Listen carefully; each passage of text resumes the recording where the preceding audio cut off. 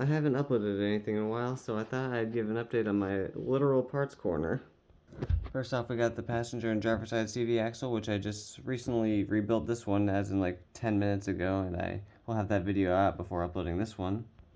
And then I have the the wiper blade for the rear, because on mine this nut is completely rusted off, and then I also have a new arm because that's rusty, and then I have a new blade for it as well.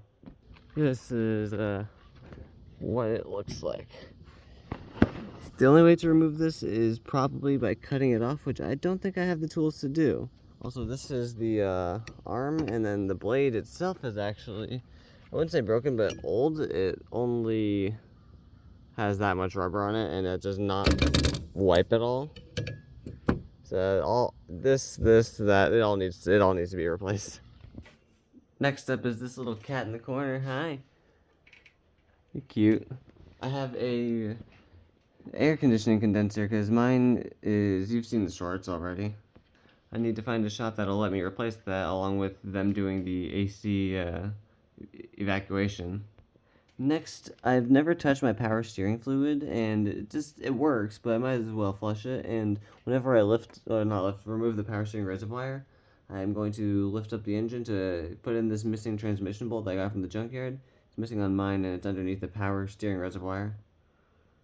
Let me go back to one-time zoom. Next, so along with the axles, I have a manual fluid. Automatic and manual transmission fluid going in the same car. That's crazy.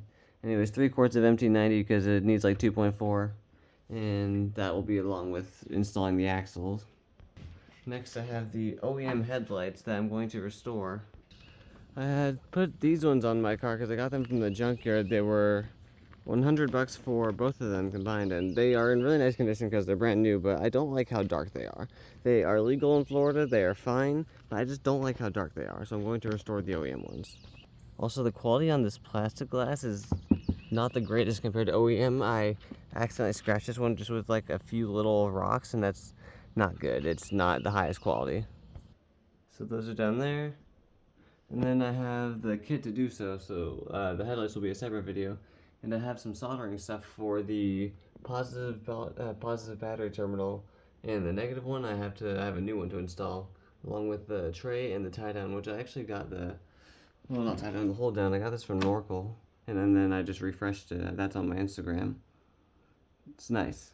And then lastly, I have a rear view camera which goes into the license plate housing, or at least it replaces one of the areas for the license plate lights, but not exactly a complete replacement, just puts a camera in there. And the only way I was able to find this was AliExpress, which then it took like a month to ship.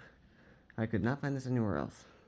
And to go with that, I actually have some white LEDs for the license plate lights, since my current ones are red. And it's fine, but I'd rather have them white. I thought red was cool at one point, but I don't think that's cool anymore, so I'd rather just have it correct. Why are those two sticking together? To sum it all up, axles, rear wiper blade, AC condenser, power steering fluid, manual transmission fluid, headlights got to get restored, battery terminals got to get replaced, and the rear view camera has to be installed. I don't know how long this will take me to get to all of this, since life is moving fast, and my car drives, so. But thank you for 100 subscribers. I will bring more tutorials.